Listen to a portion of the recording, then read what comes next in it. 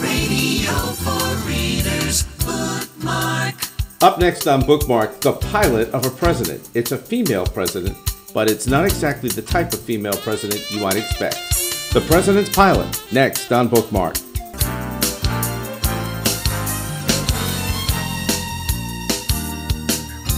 Bookmark.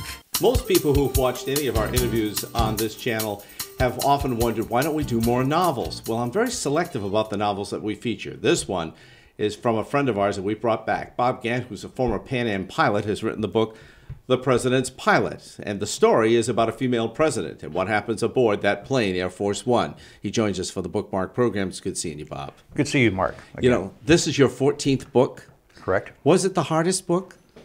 No, not really. It was maybe the most fun book to write. Okay. The fiction, by definition, is more fun to write than a long research project like my previous book, the Twilight Warriors. Which we featured on this program as well. That's right. What I loved about this was there's so many twists and turns, and the characters don't go exactly where you think they're going to go. I mean, you think you see it coming, and all of a sudden there's a twist, which is what you really want in a novel. Absolutely. Keeping people on their seats. The woman, if we can talk a little bit about Libby Paulson, she's a female president. Do we know in this book, will readers find out if she's the first female president? We imply that she's the first female president, and for the next 3 years, at least that'll still be true. Yeah. And but I would point out that she is not modeled after any current or previous woman candidate for president. She seems to be an unlikely type of candidate. She's hesitant about things. I mean, she's called people into service where they've had to go to war. She's not happy about doing that. Do we know if she's liberal or conservative? Well, by implication, she's from a liberal background. Right. And this is because her entire agenda enrages the right wing of the military, which becomes the substance of the plot. But she is less political than she is ambitious, or I should say manipulated by ambitious people. There's sex at the beginning of the book, and I'm thinking, oh boy, you know, because there's a main character that gets killed right away. That's correct. In the book, and I'm thinking, where's this going? Mm-hmm. And it's the backdrop for what's about to happen to her, a coup attempt. And you know what was so scary about this, Bob, was I thought there were so many plausible things in this story that could happen. You know, if there was a particular wing of this country that decided they didn't like it, made me think back to all the rumors about the Kennedy assassination. Did you draw upon history of coup attempts in other countries? How did you formulate that story? Well, first of all, I think the essence of good fiction is taking something almost over the top and portraying it in a way that it becomes plausible. The reader gets past this unbelievability part. And I believe this book contains that. There have been, not so organized as this, but there have been coup organizations, cabals, if you will, that would have liked to overthrow the president or the administration with no success at all. But there was a wonderful book way back in the Cold War called 7 Days in May. Yes. Recall that. And that was about an attempt by the military to... Fabulous movie, too. That's Kirk right. Douglas is in it. Correct, yeah. And it was very plausible, particularly in the context of the Cold War and an unpopular president we had back then. But readers are going to find this very contemporary because what creates the cabal or coup attempt is the fact that we now have some sort of a deal with Iranians. Correct. And as the military wing of this country does not like that. This new president is following an agenda that's been laid out for her by her, if you will, her handlers. She enters office somewhat of a novice and a little bit over her head. And this agenda immediately, which is a liberal one, foreign policy-wise, is almost guaranteed to enrage the entire right wing, not just the military.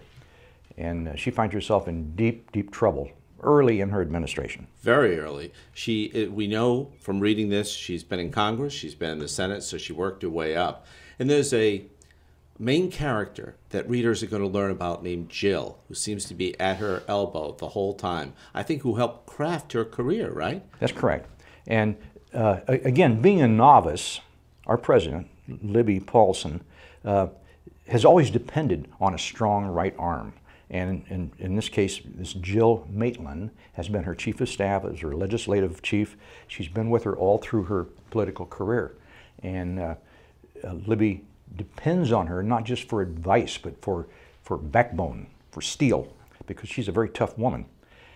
And with most good fictional characters, I think, both these characters, their relationship and their own personalities, both transform in the course of the story. We learn a little about the husband. He seems to be a bit of a philanderer himself. I guess he's a consultant, some sort of a consultant on Wall Street. He's always playing golf too, and they just sort of coexist. That's right. So there's a reality there that readers will see immediately. That's right. Of a for appearances only type of marriage. That's right. She seems to have also her own foibles. She has a weakness too. Readers will find out about the weakness and who she has the weakness with. We'll leave that part still Yes. undescribed. When we have these conversations, it's always harder for me to not give the whole story away because it's so rich. The story is so rich. The characters are so rich.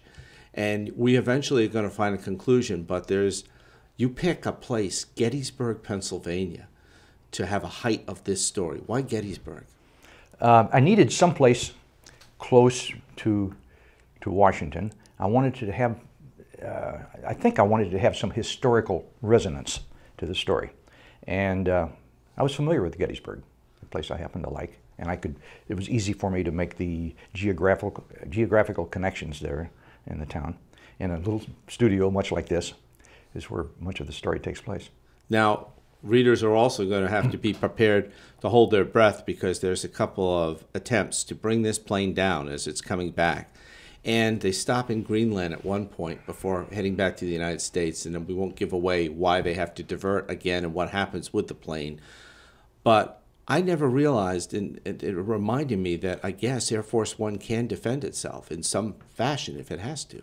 Well, the systems Air Force One has aboard may or may not exist in reality. There was an egregiously bad movie, if you remember, Air Force One, in which they gave the airplane a lot of over-the-top stuff, including the capsule that the president escaped on. That was pretty much denied by the Defense Department, but they won't tell you anything about precisely what's on that airplane in the way of defense. And so that gives an author like me great liberty to invent stuff because nobody can prove that it's true. It'll always be top secret. Much of the airplane technical stuff itself, I already had at hand. It's the same model of 747 I flew at Pan American World Airways some years ago. Much of the other stuff that I postulate about air defense systems, about Secret Service agents aboard the aircraft, how many of them there are, what kind of weapons they carry, all these were questions and queries I made online maybe a year ago, really before we knew the extent of the surveillance going on now by NSA and Homeland Security. I'd ask questions like, what kind of weapons and where are they concealed? The Secret Service people have on the airplane. There's a scene in the Rose Garden, so I did a lot of research about what kind of security apparatus might surround the Rose Garden in the White House. Quite frankly, I'm surprised you're here and somebody hasn't already come to your house. Right. Those are very pinpoint questions to ask as a researcher. And I have no doubt that somebody has picked up on this. And in fact, I almost welcome that knock on the door because it'll help sell books. Yeah, exactly. Hey, since you brought them with you, you have two of your other books. One that we featured, The Twilight Warriors. Give our viewers and listeners a little bit of a synopsis on the two other books you brought with you today. Well, and you've reviewed them in a previous interview. The Twilight Warriors was my previous book by Random House, who's been my publisher for the last several books.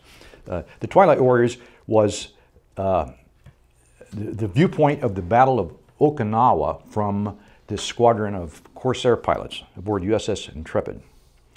And the battle itself was the bloodiest naval battle of U.S. naval history. And hasn't been written about, really, except in great big grand terms. We lost 32 ships at Okinawa. Wow. Yeah. But this book turned out to be very well received. It's gone through several printings, still selling very well. It won the Samuel Eliot Morrison Prize for Literature, which was a great coup I like to keep mentioning. And it kept Random House happy and still keeps them happy. Okay, and Sky Gods. And Sky Gods was written some years ago and then has been reprised because the memory of Pan Am keeps recurring. This is about the fall of probably the most colorful airline in our history, an icon, Pan Am. And there's a rather bad television series called Pan Am, which I worked on actually for a couple episodes and found that this was not going to work. But it had the effect of causing a whole new interest in Pan Am and a new life for the book Sky Gods, yes, which has been selling very well. Just recently came out in an audio book version. And by the way, the President's Pilot is soon to be, maybe by the time some people view this, already out on audio as well. That's correct. It's in progress right now. Both the books being produced and narrated by Tom Block, who's not only a gifted novelist, but a very good audiobook narrator, very successful.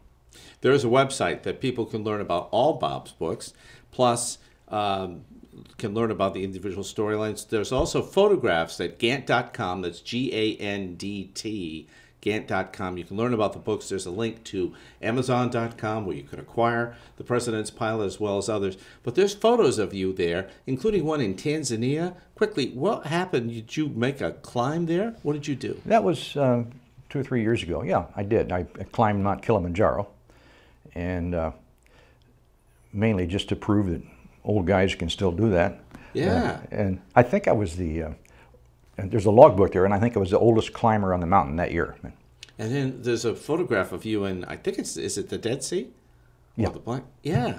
Well, that was in connection with a book called The Killing Sky, which was a novel which was set in Israel, and for which I spent approximately 2 weeks traveling all up and down Israel, and I was a guest of the Israeli military for a while for that. But the float in the Dead Sea was actually had a little scene in the novel itself. You started writing before you came out in retirement? Before you retired? Yeah, I've been writing forever. Did you think that you would be, when you started your aviation career, did you ever think you'd be a novelist? Yes, I thought so. I started flying and writing almost exactly the same time. I sold an article when I was 16. The same year I soloed an airplane. And since then, those 2 tracks have been in parallel. And I had to sell about half a dozen nonfiction books before I was able to sell my first novel. I think in the secret heart of every writer, whether he's a historian like I am, or a journalist, or a writer of PTA newsletters, I think there beats the heart of a wannabe novelist.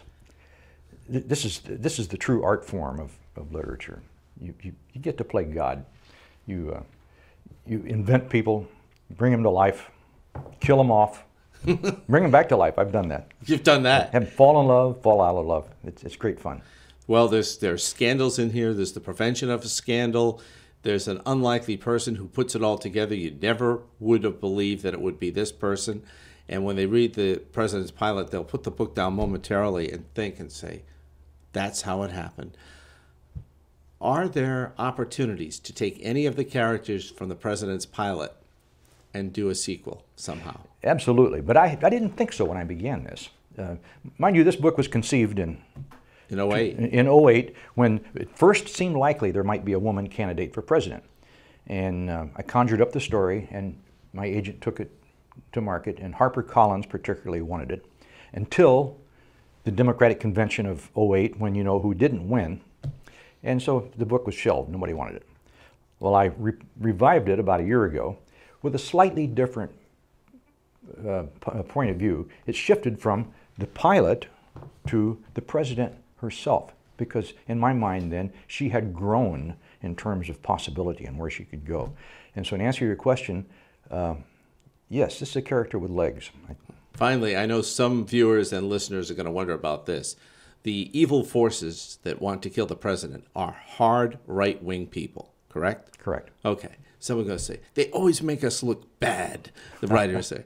I mean, is this the most plausible or believable if you have if it's a female president and she is of a liberal nature, that you got to have somebody on the hard right as the protagonist to take her out?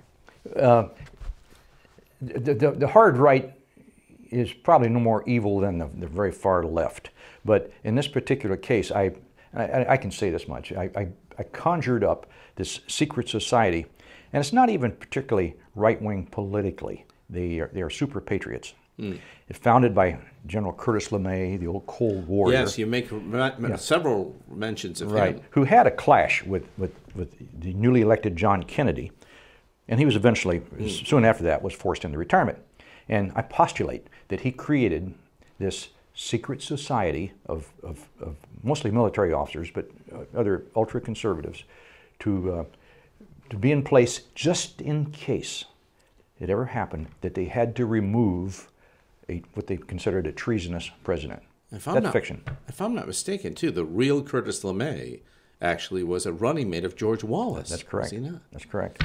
It's a fabulous book. You're going to love it. It's called The President's Pilot. And once again, Amazon.com. Look for the title. Look also for the audio version coming out. And visit the website, Gantt.com, to learn all about Robert Gandt's books. Our guest today on Bookmark. Bob, great seeing you. It's been my great pleasure. That's Bookmark for this week. If you have comments or thoughts on future authors, send an email to us at our website, bookmark.us. That's our broadcast for today. Thanks for watching.